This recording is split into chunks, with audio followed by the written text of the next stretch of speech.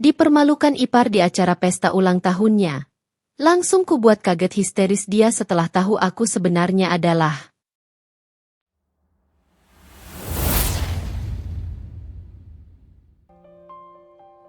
Rahel terbiasa bangun lebih pagi daripada siapapun di rumah itu. Bukan karena ia harus, melainkan karena diam-diam ia menyukai kesunyian sebelum dunia di sekelilingnya bergerak. Saat langit masih abu-abu dan suara kendaraan belum ramai, Rahel sudah duduk di meja makan, menyesap teh hangat sambil menatap halaman rumah yang masih basah oleh embun. Rumah itu besar, terlalu besar untuk sekadar disebut rumah keluarga kecil. Namun anehnya, Rahel sering merasa seperti tamu di dalamnya. Ia mengenakan pakaian sederhana, gaun rumah yang tak mencolok, tanpa perhiasan mahal yang sebenarnya bisa ia kenakan setiap hari. Rambutnya diikat rapi, wajahnya bersih tanpa riasan berlebihan. Siapapun yang melihatnya tak akan menyangka bahwa perempuan itu adalah pewaris tunggal Air Group, konglomerasi yang memiliki lini bisnis dari properti, energi, hingga teknologi. Di rumah ini, Rahel hanyalah istri Mahardika. Tidak lebih. Langkah kaki terdengar dari lantai atas. Mahardika muncul dengan kemeja kerja setengah terpakai. Wajahnya masih menyimpan sisa kantuk. Begitu melihat Rahel, senyum hangat langsung terukir. "Kamu sudah bangun?" tanyanya sambil duduk di hadapan Rahel. Rahel mengangguk ringan. Seperti biasa. Mahardika meraih tangan istrinya, menggenggamnya sebentar. Ada ketulusan di sana, cinta yang tidak dibuat-buat. Mahardika memang menyayangi Rahel. Dalam banyak hal, ia suami yang baik. Ia tidak kasar, tidak selingkuh, tidak meremehkan istrinya secara langsung. Namun ada satu kelemahan yang sejak awal Rahel sadari. Mahardika tidak pernah bisa tegas pada keluarganya, terutama pada kakaknya, Milan. "Kak Milan tadi malam menelepon," ucap Mahardika pelan. "Dia bilang nanti sore mau mampir. Katanya mau bahas soal proyek baru di kantor." Rahel tidak terkejut. Nama Milan hampir selalu hadir dalam setiap percakapan mereka, entah secara langsung atau tidak. "Silakan," jawab Rahel singkat. Mahardika menghela napas lega, seolah khawatir Rahel akan keberatan. "Terima kasih sudah mengerti." Rahel tersenyum tipis. Ia selalu mengerti. Terlalu sering, bahkan. Setelah Mahardika berangkat kerja, Rahel naik ke lantai atas menuju ruang pribadinya. Di balik pintu kayu yang tampak biasa, terdapat ruangan dengan sistem keamanan berlapis. Begitu pintu tertutup, suasana berubah total. Layar-layar besar menyala otomatis. Data keuangan, laporan perusahaan, grafik pergerakan saham, dan pesan terenkripsi dari berbagai penjuru dunia muncul rapi di hadapannya. Rahel duduk di kursi kerjanya. Wajahnya berubah. Tatapan yang tadi lembut kini tajam dan penuh kendali. "Laporan mingguan," ucapnya pelan. Sistem langsung menampilkan ringkasan kondisi Air Group. Semua stabil. Beberapa proyek baru menunjukkan pertumbuhan signifikan.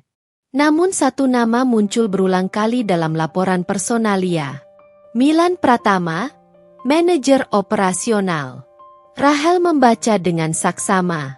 Promosi terakhir Milan, kenaikan fasilitas, kepercayaan dewan direksi. Semuanya tidak lepas dari rekomendasi yang ia berikan secara tidak langsung. Setiap kali Milan hampir membuat kesalahan fatal, Rahel lah yang menutupinya dari belakang. Ironisnya, Milan tidak pernah tahu. Rahel menutup layar, bersandar pelan. Tidak ada penyesalan di wajahnya. Ia membantu bukan karena Milan pantas, melainkan karena Mahardika. Sejak awal pernikahan, Rahel sudah menetapkan satu prinsip. Ia tidak ingin kekayaannya menjadi alat untuk menekan atau menguasai. Ia ingin dicintai sebagai Rahel, bukan sebagai pemilik Air Group. Namun konsekuensinya, ia harus siap dipandang sebelah mata. Sore hari, suara mobil mewah berhenti di halaman. Milan datang dengan gaya khasnya, jas mahal, langkah penuh percaya diri, dan senyum yang selalu tampak seperti merendahkan. "Rahel," Sapa Milan singkat, tanpa benar-benar menatap. Kak Milan, jawab Rahel sopan. Milan duduk tanpa menunggu dipersilakan. Mahardika belum pulang. Sebentar lagi.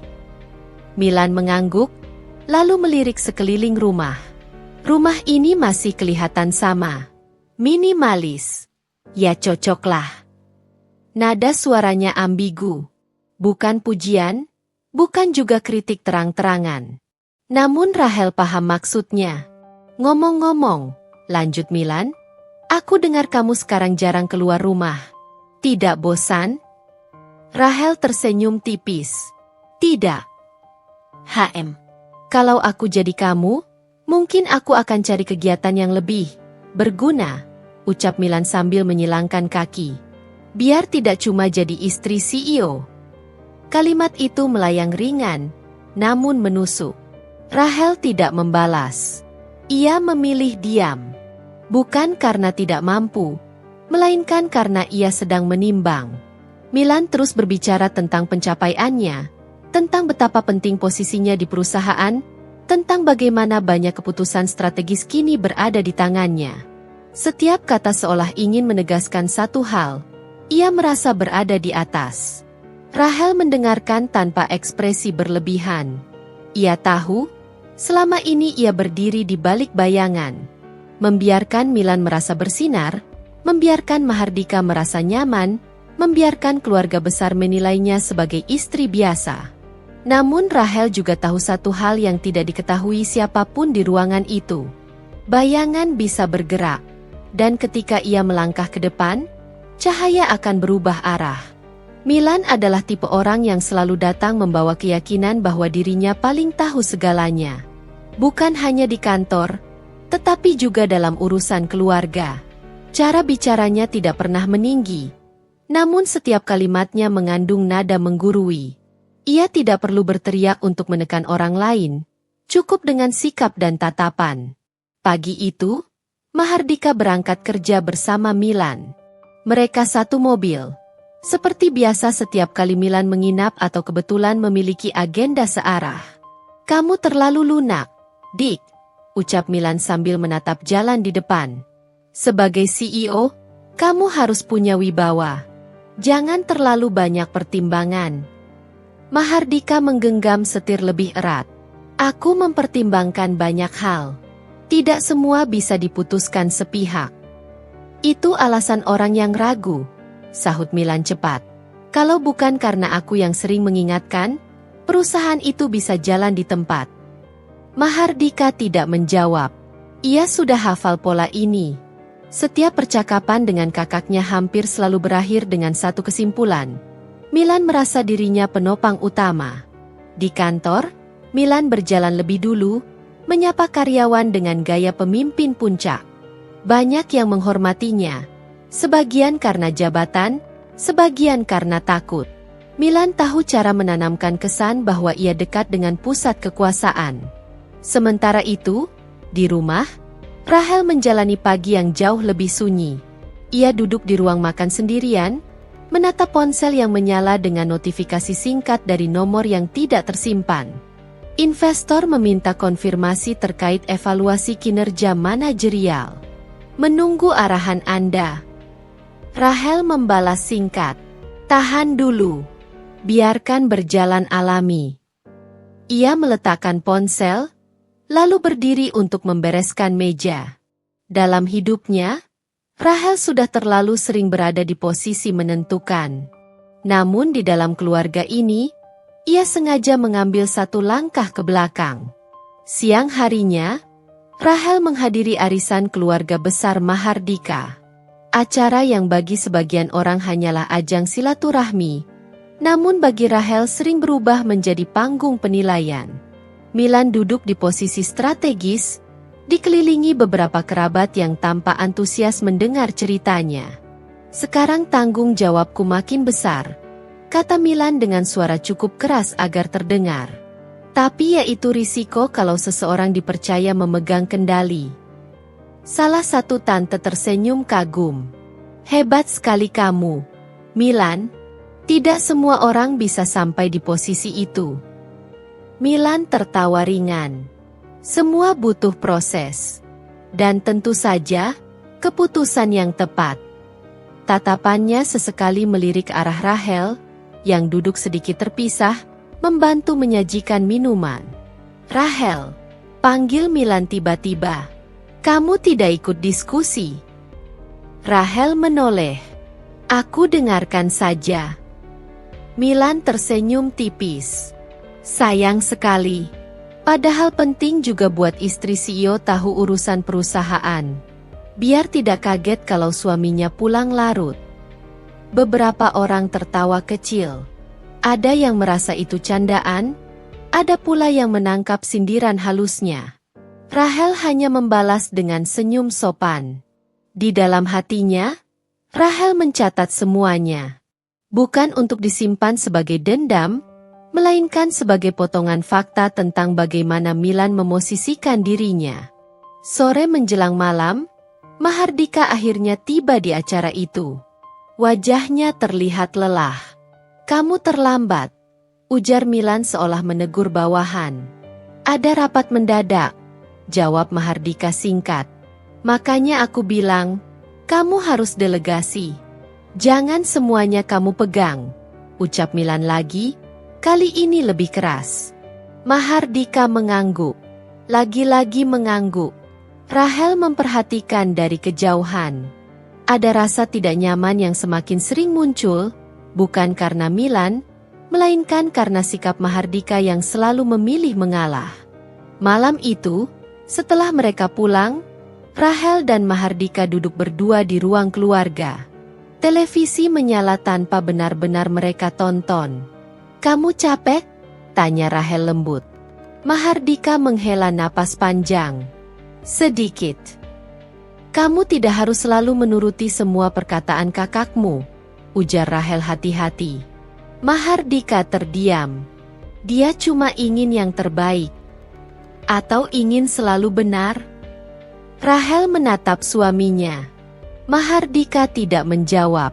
Wajahnya menunjukkan kebimbangan yang sama seperti biasanya. Rahel tidak memaksa. Ia tahu, pertarungan ini bukan sesuatu yang bisa dimenangkan dengan satu percakapan. Malam semakin larut. Saat Mahardika tertidur, Rahel kembali membuka ponselnya. Ada laporan baru yang masuk. Evaluasi internal menunjukkan beberapa keputusan Milan mulai dipertanyakan oleh investor. Risiko mulai terlihat. Celah mulai terbuka. Rahel menutup layar. Tidak banyak orang yang tahu bahwa di balik wajah tenang Rahel, ada jaringan keputusan yang menggerakkan ratusan perusahaan. Di rumah, ia hanya seorang istri yang sering dianggap tidak banyak tahu. Namun di ruang-ruang tertutup dunia bisnis, namanya diucapkan dengan nada hati-hati, bahkan hormat. Pagi itu, Rahel tidak langsung kembali ke rumah setelah mengantar Mahardika. Ia berbelok menuju sebuah gedung perkantoran di pusat kota, gedung yang tidak memiliki papan nama mencolok, namun dijaga ketat oleh sistem keamanan berlapis. Begitu memasuki lantai khusus, suasana berubah. Tidak ada keramaian, hanya staf inti yang telah bekerja bersamanya selama bertahun-tahun. Mereka tidak memanggil Rahel dengan sebutan Ibu Direktur atau Pemilik. Mereka memanggilnya singkat dan penuh hormat. Selamat pagi, Bu Rahel. Rahel mengangguk. Pagi. Ia masuk ke ruang rapat kecil. Di sana telah menunggu 3 orang. Perwakilan investor utama, penasihat hukum, dan kepala keuangan Air Group. Wajah-wajah yang jarang terlihat di publik, namun memegang kendali besar atas arus bisnis. Kami menerima laporan terbaru terkait unit yang dipimpin Milan Pratama. Ujar kepala keuangan membuka pembicaraan. Ada kemajuan, tetapi juga beberapa keputusan berisiko. Rahel mendengarkan tanpa menyela. Setiap detail diserapnya dengan tenang. Apakah perlu intervensi langsung? Tanya salah satu investor. Rahel menggeleng pelan. Belum. Biarkan dia merasa aman. Semua yang hadir memahami maksud itu. Mereka tahu, ketika Rahel memilih diam, itu bukan karena ragu, melainkan karena sedang menata langkah. Namun perlu dicatat, lanjut penasihat hukum, beberapa promosi Milan di masa lalu berpotensi dipertanyakan jika ada audit mendalam. Rahel tersenyum tipis. Aku tahu. Semua keputusan itu atas rekomendasiku.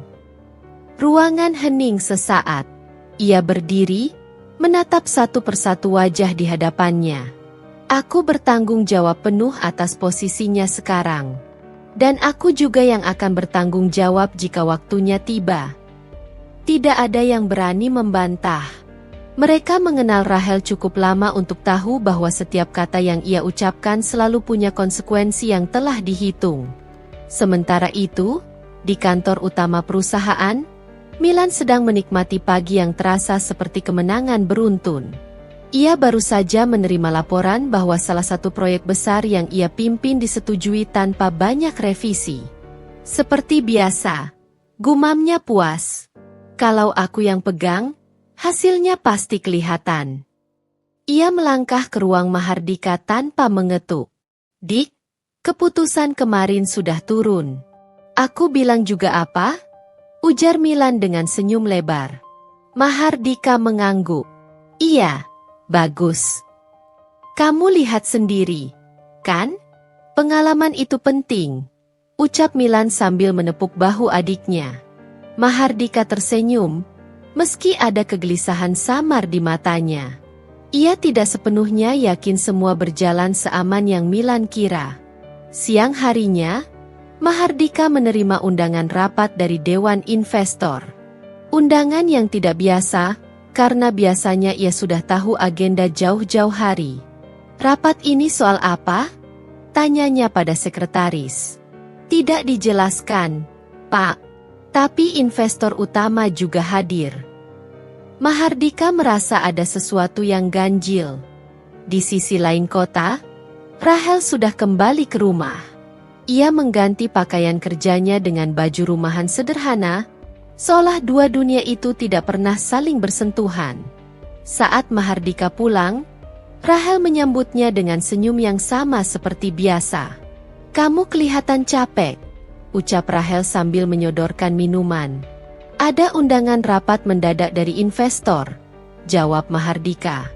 Agak aneh. Rahel mengangguk seolah baru mendengar. Mungkin evaluasi rutin. Mahardika menatap istrinya, ingin bertanya lebih jauh, namun urung. Ada jarak yang tak terlihat, namun terasa. Malam itu, Milan menelepon Mahardika.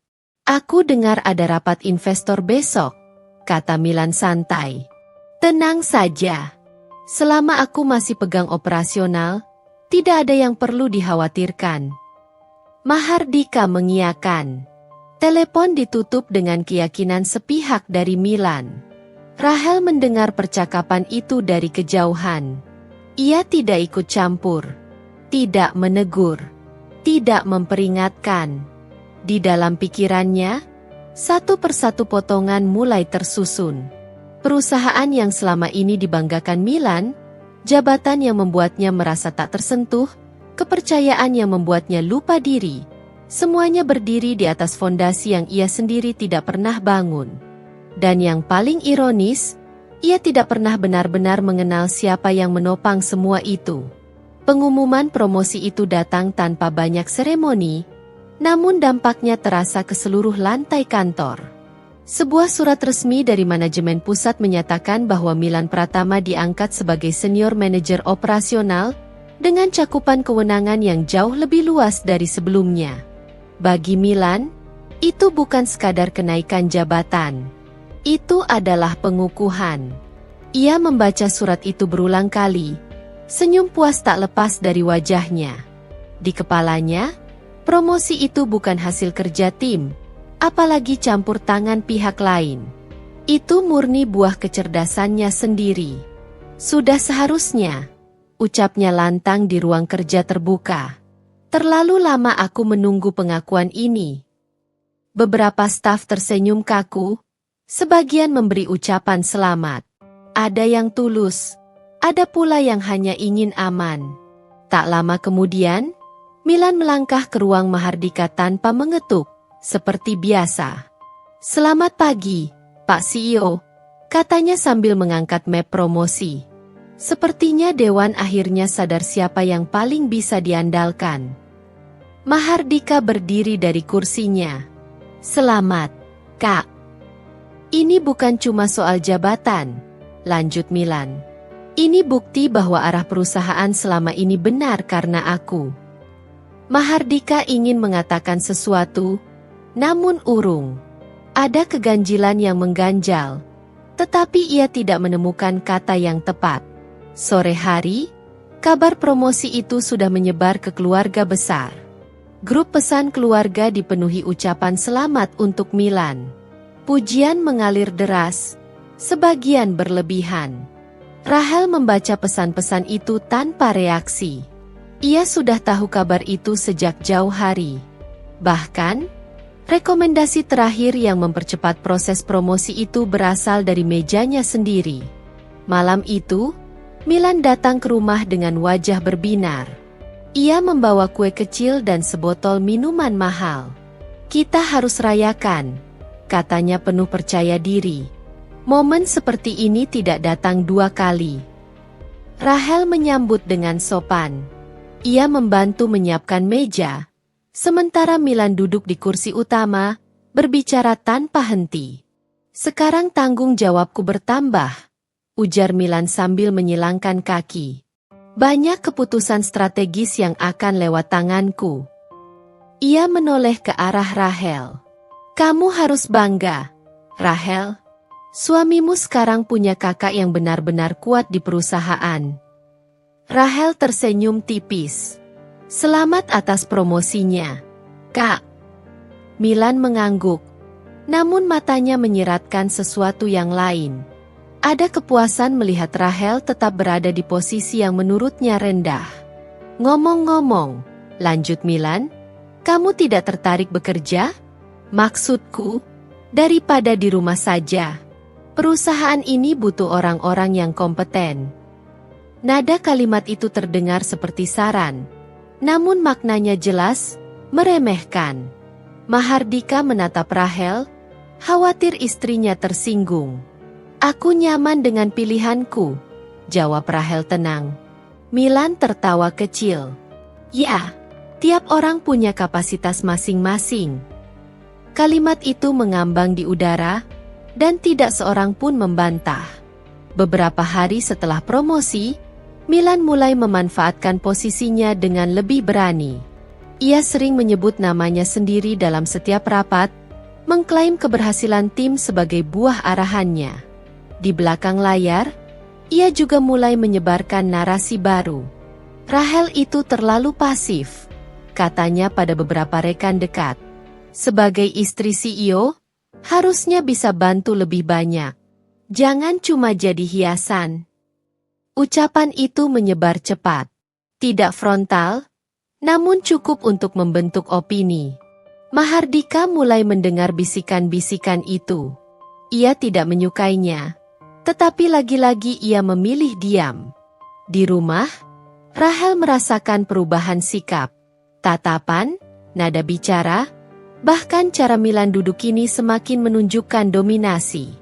Namun Rahel tetap sama, tenang, rapi, dan tidak bereaksi berlebihan. Malam itu, saat sendirian di ruang pribadinya, Rahel membuka laporan evaluasi internal terbaru. Ada catatan khusus tentang Milan. Keputusan cepat tanpa kajian risiko. Pengambilan kredit internal yang agresif. Ketergantungan pada jaringan pribadi. Rahel membaca semuanya dengan saksama.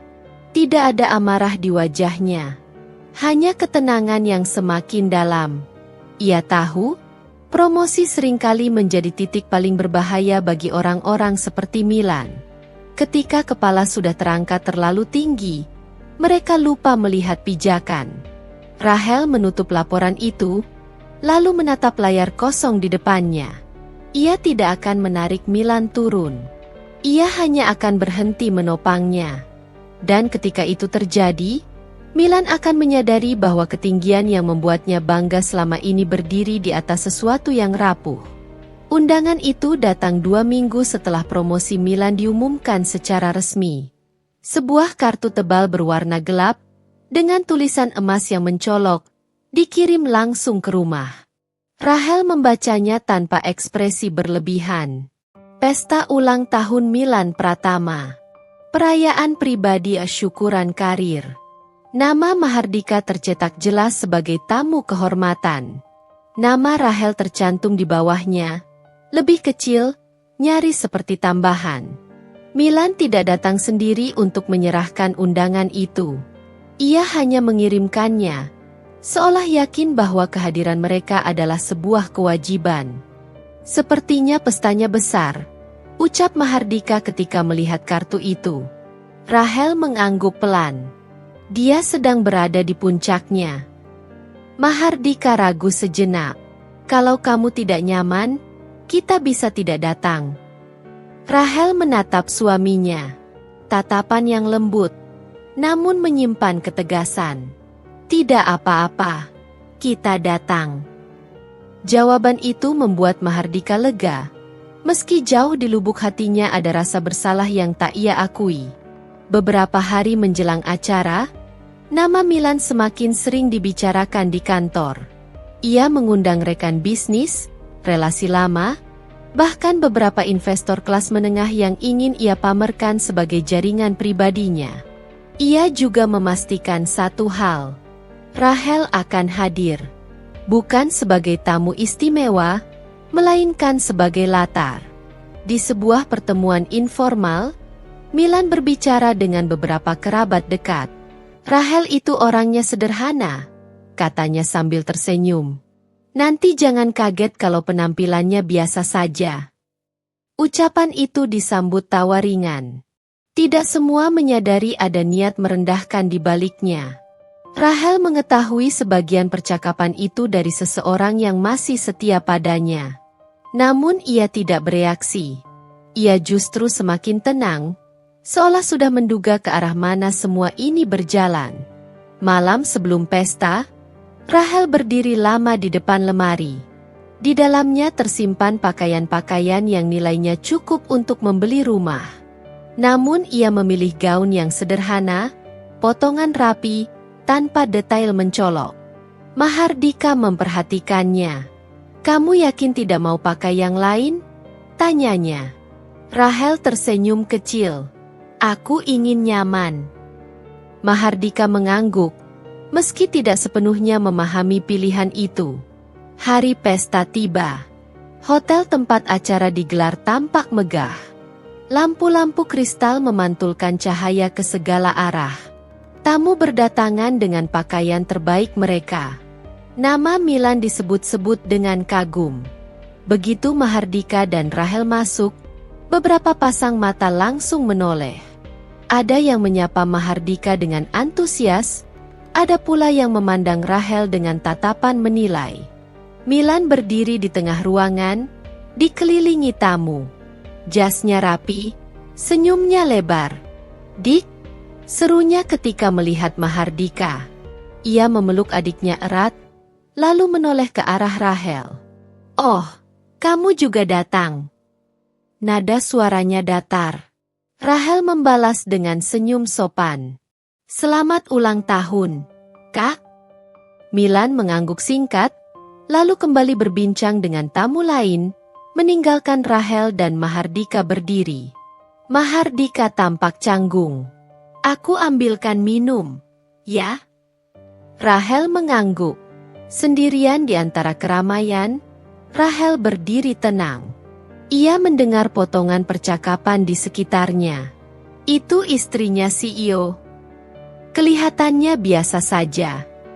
Katanya jarang terlibat apa-apa." Kalimat-kalimat itu tidak keras, namun cukup jelas. Rahel meneguk minumannya perlahan. Ada sesuatu yang terasa menekan dadanya, bukan karena kata-kata orang lain, melainkan karena kesadaran bahwa semua ini memang dibiarkan terjadi. Di sudut ruangan, Milan memperhatikan Rahel sesekali. Ada kepuasan tersendiri melihat Rahel tidak menjadi pusat perhatian. Ini baru awal, pikirnya. Rahel menangkap tatapan itu. Untuk sesaat, mata mereka bertemu. Tidak ada tantangan, tidak ada kemarahan. Hanya ketenangan yang membuat Milan tanpa sadar merasa tidak nyaman. Undangan itu bukan sekadar ajakan hadir. Ia adalah pintu masuk menuju sebuah panggung. Dan Rahel, tanpa disadari siapapun, sedang berdiri tepat di titik di mana luka akan tercipta, bukan untuk menghancurkannya, melainkan untuk membentuk sesuatu yang jauh lebih besar. Acara belum benar-benar mencapai puncaknya ketika Milan berdiri di atas panggung kecil di tengah aula. Musik dipelankan. Lampu diarahkan padanya. Gelas-gelas terangkat, tawa-tawa mengambang ringan di udara. "Terima kasih atas kehadiran semuanya," ucap Milan dengan suara lantang dan penuh percaya diri. "Hari ini bukan hanya soal ulang tahunku, tapi juga rasa syukur atas perjalanan karir yang luar biasa." Tepuk tangan menggema. Milan tersenyum lebar, menikmati momen itu. Matanya menyapu ruangan, berhenti sejenak pada Mahardika yang berdiri di barisan depan. Lalu, lebih lama, pada Rahel yang berdiri sedikit di belakang. "Aku tidak bisa sampai di titik ini sendirian," lanjut Milan. "Ada banyak orang hebat di sekitarku." Ia menyebut beberapa nama rekan kerja, atasan, bahkan relasi bisnis. Setiap nama disambut tepuk tangan. Lalu, dengan nada seolah spontan, Milan menambahkan, "Tentu saja, aku juga berterima kasih pada keluargaku, terutama adikku, Mahardika, CEO yang luar biasa." Mahardika tersenyum kaku, mengangguk sopan. Milan berhenti sejenak, lalu tersenyum lebih lebar. Dan istrinya, Rahel. Beberapa pasang mata langsung beralih ke arah Rahel. "Rahel selalu mendukung dari rumah," lanjut Milan sambil tertawa kecil. "Menjadi istri yang sabar." Tawa kecil terdengar di antara tamu. Tidak keras, tapi cukup jelas. Rahel merasakan dadanya menegang. Namun wajahnya tetap tenang. "Di zaman sekarang," lanjut Milan, "tidak semua orang cocok terjun ke dunia kerja. Ada yang memang lebih nyaman di balik layar, atau di balik suami." Kali ini, tawa terdengar lebih lepas. Mahardika menoleh cepat ke arah Rahel. Wajahnya berubah. Ia ingin menghentikan ini. Namun kakinya seolah tertanam di lantai. Rahel menatap panggung. Tatapannya datar. Namun matanya menyimpan sesuatu yang mulai mengeras. Milan merasa panggung sepenuhnya miliknya. Ia melanjutkan, "Semakin berani. Jadi buat kalian yang bertanya-tanya," katanya sambil tersenyum, "tidak semua orang di keluarga kami ambisius. Ada yang cukup puas menjadi pendamping." Kata pendamping itu diucapkan dengan penekanan yang sengaja dibuat merendahkan. Tawa kembali pecah. Rahel menarik napas perlahan. Setiap detik terasa panjang. Ia bisa merasakan tatapan-tatapan itu, penilaian-penilaian yang dilontarkan tanpa kata. Ia menoleh ke arah Mahardika. Suaminya diam. Tidak ada satupun kata pembelaan. Tidak ada langkah ke depan. Tidak ada suara yang memotong penghinaan itu. Dan disitulah luka itu terbentuk sepenuhnya. Bukan karena kata-kata Milan semata, melainkan karena keheningan Mahardika. Acara berlanjut seolah tidak terjadi apa-apa. Musik kembali dinyalakan. Tamu kembali bercengkerama. Milan turun dari panggung dengan senyum puas. Ia menghampiri Rahel beberapa saat kemudian. "Kamu tidak keberatan, kan?" katanya dengan nada ringan, nyaris ramah. "Aku cuma bercanda." Rahel menatapnya lurus. "Tidak." Jawaban itu terlalu singkat, terlalu tenang. Milan menyeringai. "Bagus. Aku tahu kamu orangnya pengertian. Mahardika berdiri di samping Rahel, wajahnya tegang. "Kak, mungkin..." "Sudahlah," potong Milan cepat. "Santai saja. Ini pesta." Mahardika terdiam lagi. Rahel menoleh pada suaminya. Tatapannya lembut. Namun di dalamnya ada kekecewaan yang tidak ia ucapkan. Ia tidak marah. Ia hanya mencatat.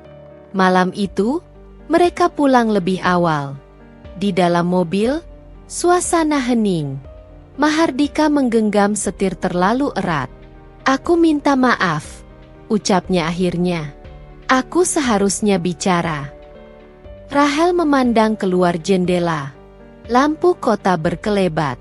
"Tidak apa-apa," jawabnya pelan. Jawaban itu bukan pengampunan. Itu adalah penutup percakapan. Setibanya di rumah, Rahel langsung masuk ke kamar tanpa banyak bicara. Ia duduk di tepi ranjang, menatap kosong beberapa saat. Tidak ada air mata. Yang ada hanyalah satu kesadaran yang akhirnya matang sepenuhnya. Selama ini, ia terlalu banyak mengalah demi menjaga keseimbangan yang semu. Di ruang pribadinya, Rahel membuka sistem internal Air Group. Laporan demi laporan muncul. Nama Milan kembali terpampang, lengkap dengan catatan risiko yang selama ini ia redam. Rahel menatap layar lama. "Cukup," gumamnya pelan. Bukan dengan emosi. Bukan dengan amarah. Melainkan dengan keputusan. Pesta itu memang penuh tawa. Namun di balik tawa itu, ada satu penghinaan yang akhirnya mengubah arah segalanya. Pagi setelah pesta itu berjalan seperti pagi-pagi sebelumnya. Tidak ada barang pecah, tidak ada suara tinggi, tidak ada air mata. Rumah tetap rapi, teh tetap hangat, Rahel tetap bangun lebih awal. Namun ada sesuatu yang berubah. Mahardika menyadarinya bukan dari sikap kasar atau kata-kata tajam, melainkan dari ketiadaan sesuatu yang selama ini ada, kelembutan tanpa beban. Rahel tetap menyiapkan sarapan, tetap menyapanya dengan nada sopan, tetapi tidak lagi memulai percakapan. Senyumnya masih ada, namun tidak lagi berlama-lama. Seolah ada jarak tipis yang sengaja diciptakan. "Kamu marah?" tanya Mahardika hati-hati. Rahel menggeleng. "Tidak." Jawaban itu jujur. Ia memang tidak marah. Ia sudah melewati fase itu. Justru karena tidak marah, pikirannya menjadi jauh lebih jernih. Setelah Mahardika berangkat kerja, Rahel masuk ke ruang pribadinya. Pintu terkunci. Sistem aktif. Dunia yang selama ini ia simpan rapat kembali terbuka. Ia tidak langsung menekan siapapun. Tidak ada perintah pemecatan. Tidak ada instruksi agresif. Yang Rahel lakukan justru sebaliknya. Ia berhenti melindungi. Satu persatu, rekomendasi yang biasa ia berikan untuk Milan dihentikan. Beberapa laporan yang selama ini ia ratakan, kini dibiarkan mengalir apa adanya ke meja investor. Tidak ditambah, tidak dikurangi, hanya dibiarkan jujur. Di kantor, dampaknya tidak langsung terasa. Milan masih berjalan dengan kepala terangkat. Ia masih merasa aman, masih merasa kebal. Namun perubahan kecil mulai muncul. Keputusan yang biasanya langsung disetujui kini diminta revisi. Permintaan dana tambahan ditunda. Beberapa rapat penting tidak lagi melibatkannya secara penuh. Milan mulai merasa terganggu. "Ada apa dengan investor belakangan ini?" gerutunya pada salah satu staf senior. Biasanya tidak serepot ini. Staf itu hanya mengangkat bahu. Katanya mereka ingin lebih berhati-hati. Milan mendengus. Ia tidak terbiasa dengan kehati-hatian yang tidak berasal darinya. Di rumah, Milan masih sering menelepon Mahardika, mengeluhkan hal-hal kecil yang baginya terasa seperti gangguan besar. "Mereka terlalu banyak tanya," katanya kesal. Padahal hasilnya jelas.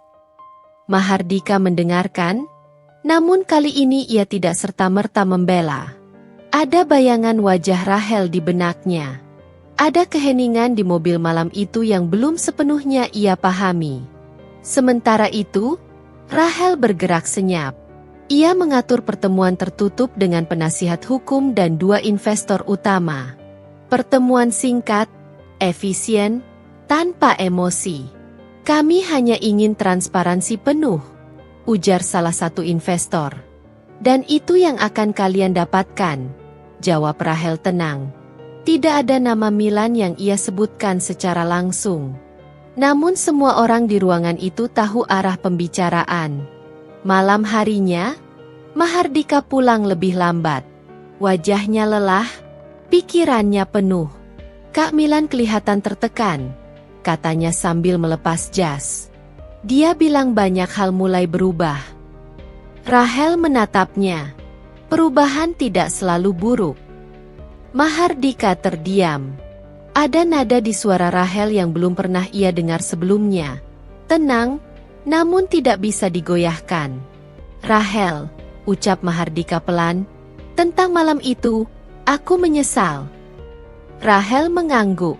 "Aku tahu." Tidak ada tuntutan. Tidak ada drama. Justru itu yang membuat Mahardika semakin merasa kecil. Malam itu, saat Mahardika tertidur, Rahel duduk sendirian di ruang tamu. Ia menatap layar ponselnya yang menampilkan laporan terbaru. Audit internal tahap awal disetujui. Evaluasi manajerial akan diperluas. Rahel menutup mata sejenak. Ia tidak sedang membalas dendam. Ia sedang mengembalikan keseimbangan. Karena selama ini, yang terjadi bukanlah Milan berdiri terlalu tinggi, melainkan ia berdiri di atas sesuatu yang bukan haknya. Diam Rahel bukan lagi bentuk kesabaran. Diam itu kini mengandung perhitungan. Dan perhitungan itu sedang berjalan, perlahan namun pasti, menuju satu titik yang tidak bisa lagi dihindari siapapun. Perubahan itu datang pelan, hampir tak terasa pada awalnya. Namun bagi seseorang yang terbiasa berada di puncak, kehilangan sekecil apapun terasa seperti gempa. Milan merasakannya sejak pagi pertama rapat mingguan dipindahkan tanpa pemberitahuan sebelumnya. Bukan dibatalkan, dipindahkan ke ruang lain, dengan agenda yang telah disusun ulang oleh pihak investor. Ia masuk ke ruangan dengan langkah cepat, wajah kaku, sorot mata waspada. "Kenapa susunannya berubah?" tanyanya langsung, tanpa basa-basi. Seorang staf hanya menjawab singkat, "Permintaan dari pusat, Pak." "Pes," kata itu terdengar sepele. Tapi Milan tahu artinya. Ada kekuatan di atasnya yang mulai bergerak tanpa melibatkannya. Dalam rapat itu, Milan berbicara lebih banyak dari biasanya. Ia memaparkan rencana, target, dan proyeksi dengan suara tegas. Namun yang ia terima bukan pujian seperti dulu, melainkan pertanyaan. Pertanyaan rinci.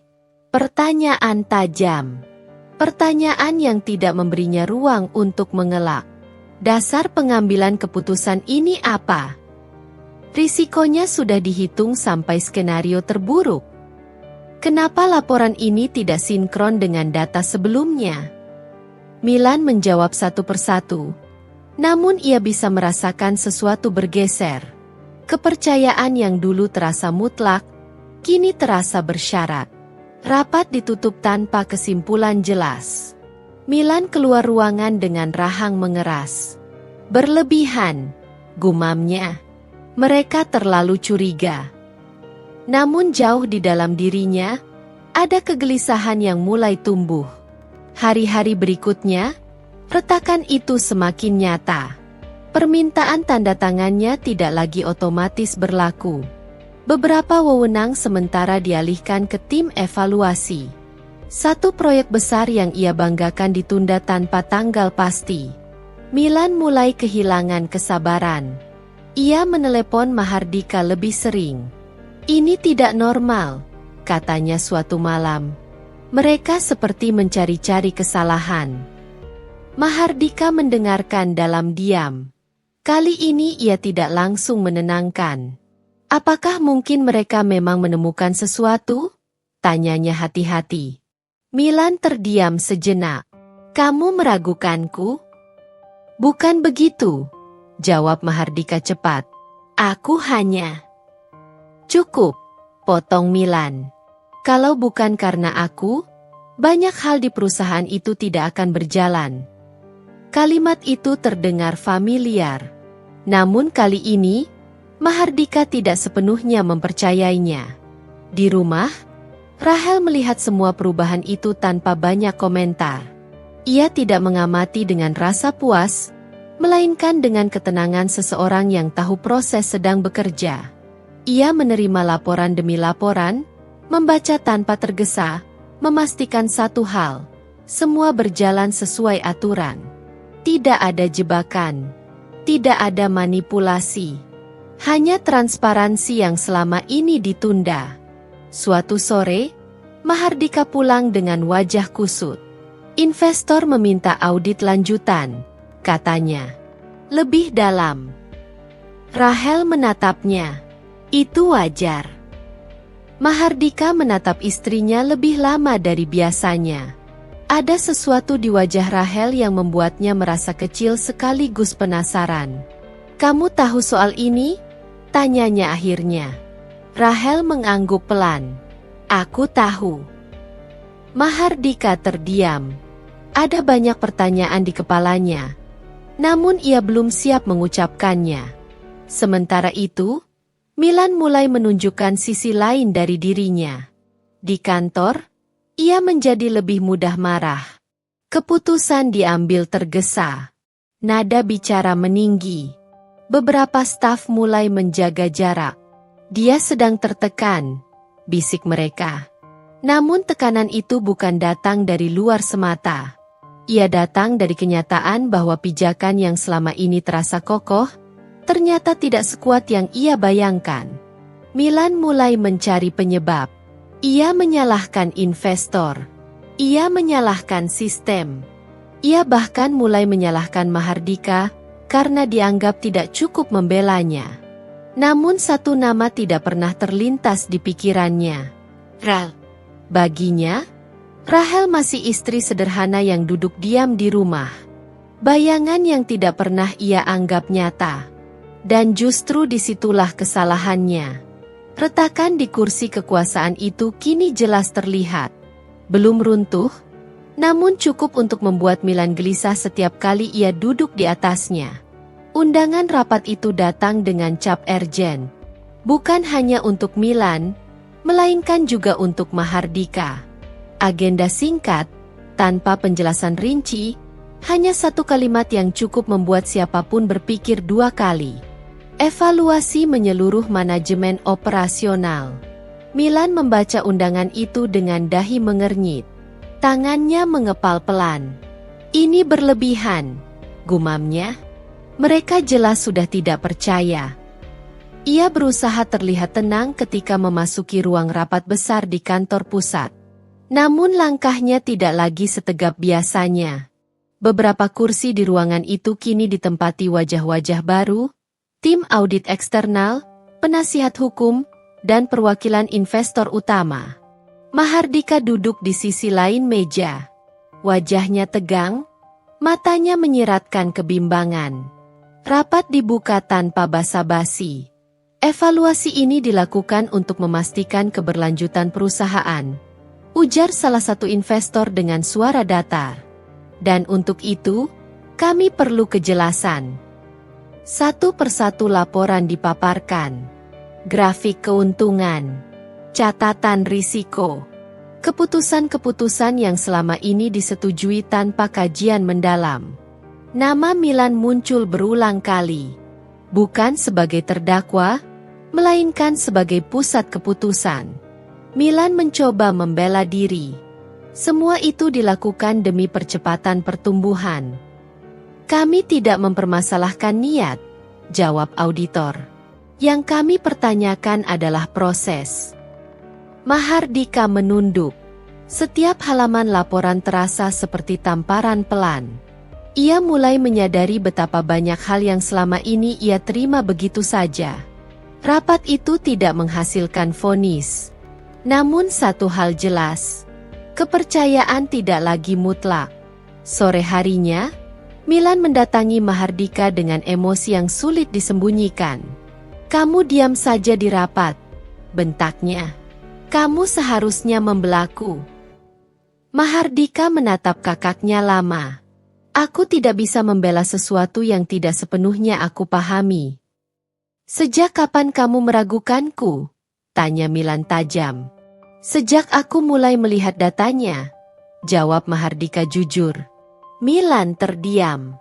Itu bukan jawaban yang ia harapkan.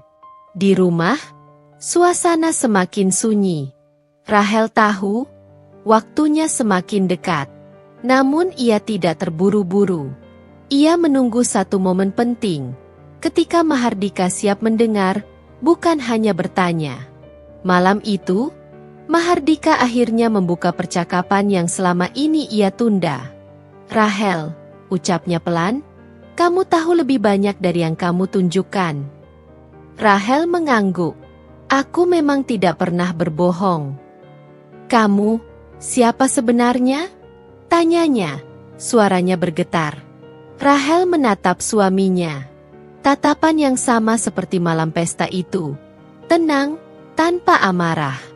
"Aku adalah orang yang selama ini menjaga keseimbangan," jawabnya pelan. "Termasuk keseimbangan karir kakakmu."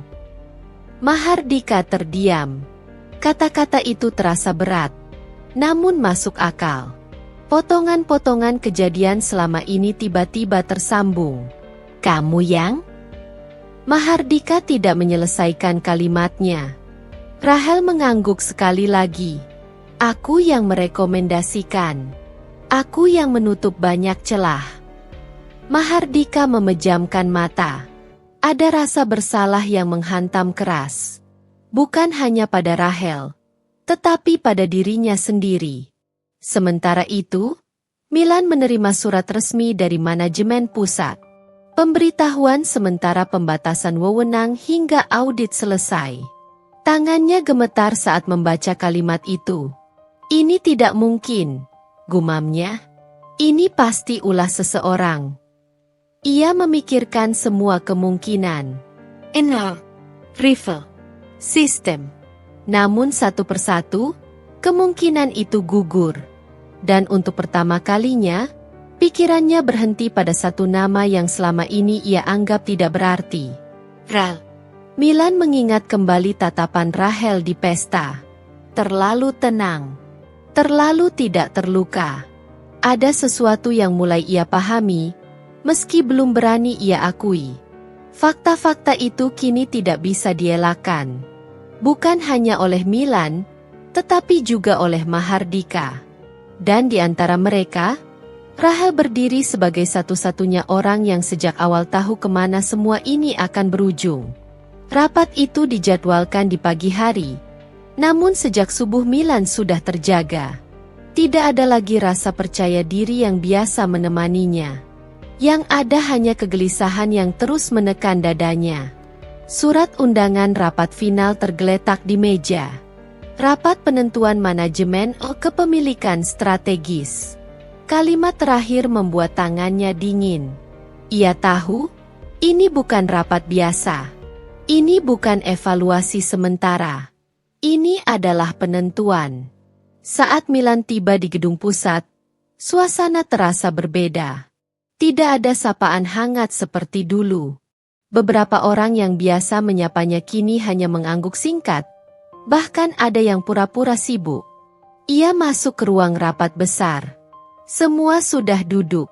Investor utama, tim audit, penasihat hukum. Mahardika duduk di kursi CEO, wajahnya serius. Dan di ujung meja, seseorang yang membuat napas Milan tertahan. Rahel. Bukan dengan pakaian sederhana seperti biasanya. Hari itu Rahel mengenakan setelan rapi, sederhana namun berwibawa. Posturnya tegak, tatapannya tenang, tergoyahkan. Milan membeku sesaat. "Apa yang kamu lakukan di sini?" tanyanya, nyaris tak percaya.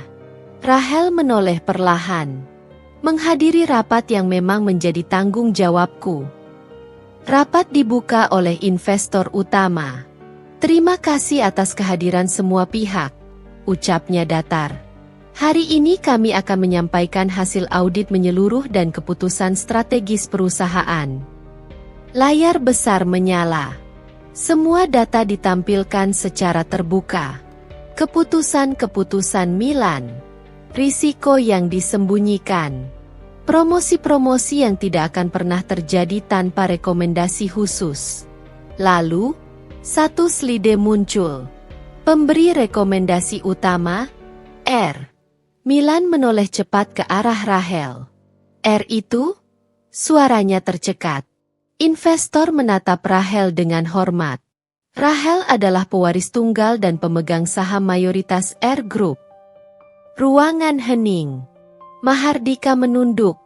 Napasnya berat. Meski ia sudah tahu, pengakuan itu tetap mengguncangnya.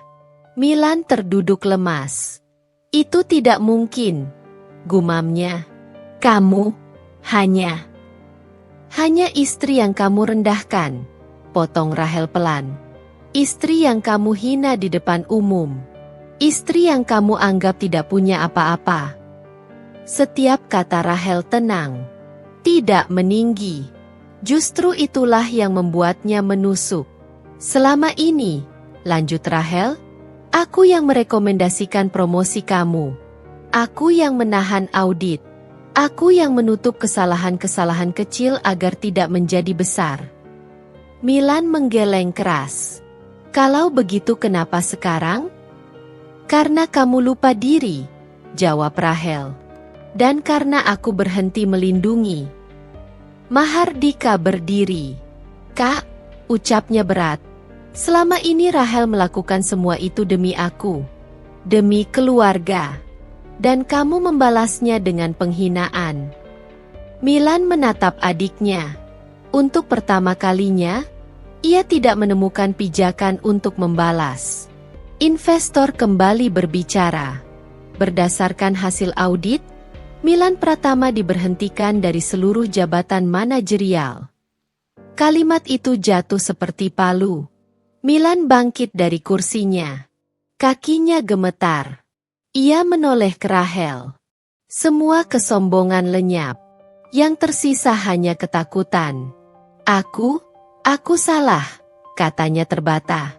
"Aku tidak tahu, aku sungguh tidak tahu." Rahel menatapnya lama. "Kamu tidak tahu bukan karena aku menyembunyikan," ucap Rahel pelan. "Kamu tidak tahu karena kamu tidak pernah mau melihat." Milan melangkah mendekat. Lututnya melemas. Di depan semua orang, ia berlutut. "Aku mohon." Suaranya pecah. "Tolong, beri aku kesempatan. Aku mohon ampun." Tidak ada yang bergerak. Rahel berdiri. Bukan untuk meninggikan diri, melainkan untuk menutup segalanya. "Aku tidak akan menghancurkan hidupmu," ucapnya. "Aku hanya mengembalikan segalanya ke tempat yang semestinya." Ia menoleh ke investor. "Keputusan perusahaan aku serahkan sepenuhnya sesuai aturan." Lalu ia menatap Milan sekali terakhir. "Dan urusan keluarga, selesai sampai di sini." Rapat ditutup. Milan ditinggalkan dalam kehancuran yang ia bangun sendiri. Malam itu, Rahel dan Mahardika duduk berdua di rumah mereka. Tidak ada jarak lagi. "Aku gagal melindungimu," ucap Mahardika lirih. Rahel menggenggam tangannya. "Kamu belajar. Itu cukup." Mahardika menatap istrinya, kali ini bukan dengan rasa ragu, melainkan hormat yang utuh. "Kamu tidak pernah berada di balik bayangan," katanya pelan. "Kamulah cahaya yang selama ini menahan semuanya agar tidak runtuh." Rahel tersenyum tipis. "Aku hanya tahu kapan harus diam," jawabnya, "dan kapan harus berdiri." Rahel tidak menang karena balas dendam. Ia menang karena ketegasan. Milan jatuh bukan karena dijatuhkan, melainkan karena kehilangan pijakan yang selama ini bukan miliknya. Dan Mahardika belajar satu hal paling penting dalam hidupnya: menghormati perempuan yang selama ini memilih diam demi cinta. Beberapa bulan setelah rapat itu, kehidupan berjalan dengan ritme yang berbeda. Gedung-gedung tinggi Air Group tetap berdiri megah, tetapi atmosfer di dalamnya berubah. Tidak lagi ada bisik-bisik penuh ketakutan. Tidak ada keputusan sepihak yang dibungkus nama kekuasaan. Segalanya bergerak lebih rapi, lebih jujur, dan terasa manusiawi. Rahel kini lebih sering terlihat di kantor pusat. Bukan sebagai sosok misterius yang hanya dikenal investor dan dewan tertutup, melainkan sebagai pemilik yang hadir tanpa perlu menonjolkan diri. Ia tidak mengubah banyak hal secara drastis. Tidak merombak hanya demi menunjukkan kuasa. Ia memperbaiki yang rapuh, menata yang semrawut, dan membiarkan orang-orang yang bekerja dengan benar bernapas lebih lega. Para karyawan mulai mengenalnya bukan dari gosip, melainkan dari keputusan-keputusan kecil yang adil.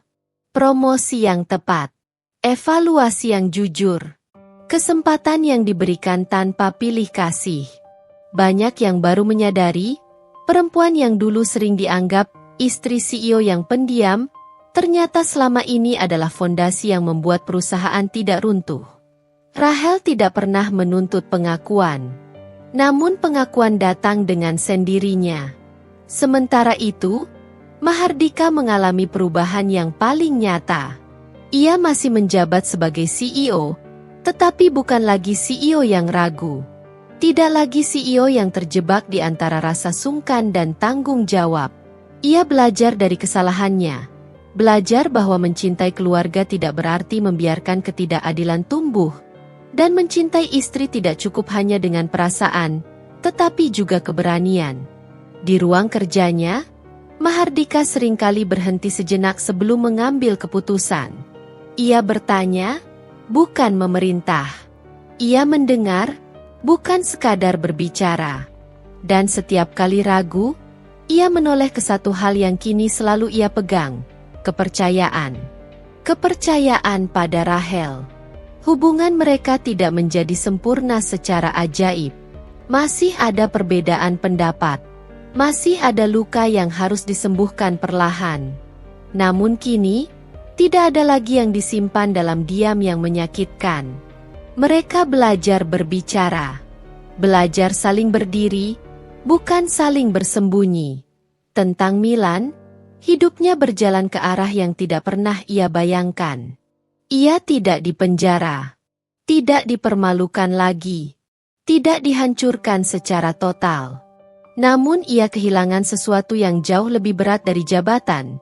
Harga diri yang selama ini ia bangun di atas pujian palsu. Tanpa jabatan dan fasilitas, Milan harus menghadapi dunia dengan wajah aslinya. Beberapa orang yang dulu memujinya menghilang. Relasi-relasi yang dulu mengelilinginya menjauh satu persatu. Awalnya, ia menyalahkan semua orang. Mahardika. Keadaan. Namun dalam kesunyian yang panjang, ketika tidak ada lagi yang bisa disalahkan, Milan mulai melihat satu kenyataan pahit. Semua itu adalah hasil dari sikapnya sendiri. Ia sempat mencoba bangkit dengan jalan cepat, mencari koneksi, menumpang nama lama. Tapi dunia tidak lagi memberinya ruang seperti dulu. Ia terpaksa memulai dari bawah, dari pekerjaan yang tidak memberinya sorotan. Di sanalah, untuk pertama kalinya, Milan bekerja tanpa diperlakukan istimewa, tanpa perlakuan khusus, tanpa perlindungan tak terlihat. Dan di titik terendah itu, ia mulai memahami makna yang dulu selalu ia remehkan, kerendahan hati. Ia tidak pernah lagi menghubungi Rahel, tidak meminta bantuan, tidak juga menuntut pengampunan. Mungkin karena ia tahu, penyesalan sejati tidak selalu membutuhkan pengakuan. Suatu sore, Rahel berdiri di balkon rumahnya, memandangi langit yang perlahan berubah warna. Mahardika mendekat, membawa 2 cangkir teh hangat. "Kamu kelihatan tenang," katanya. Rahel tersenyum kecil. "Aku merasa selesai." "Selesai dengan semuanya?" tanya Mahardika. "Dengan rasa perlu membuktikan diri," jawab Rahel. "Aku tidak lagi merasa harus diam untuk dicintai, atau berbicara untuk dihormati. Aku hanya menjadi diriku sendiri." Mahardika memandangnya lama. "Aku bersyukur," ucapnya pelan. "Kamu memilih tetap di sini, meski kamu bisa pergi kapan saja." Rahel menoleh. "Aku tidak bertahan karena tidak bisa pergi. Aku bertahan karena memilih." Kalimat itu membuat Mahardika terdiam. Ia menyadari satu hal penting. Perempuan di hadapannya tidak pernah lemah. Ia hanya terlalu kuat untuk berisik. Waktu terus berjalan. Nama Rahel mulai dikenal bukan sebagai sosok tersembunyi, melainkan sebagai pemimpin yang tenang dan tegas. Namun ia tetap menjaga satu prinsip yang tidak pernah ia tinggalkan. Kekuasaan tidak perlu diteriakkan. Dan penghormatan sejati tidak lahir dari ketakutan, melainkan dari keadilan. Di dalam keluarga, batas-batas kini jelas. Tidak ada lagi sikap merasa paling benar. Tidak ada lagi pembiaran atas nama darah. Semuanya berdiri pada tempatnya masing-masing. Rahel tidak pernah menuntut sujud. Namun kehidupan mengajarkan bahwa siapapun yang merendahkan orang lain, suatu hari akan dipaksa menunduk oleh kenyataan. Dan siapapun yang memilih diam dengan martabat, akan tiba waktunya berdiri dengan kepala tegak, tanpa perlu membalas, tanpa perlu berteriak. Karena pada akhirnya, bukan suara paling keras yang menang, melainkan keteguhan yang paling lama bertahan.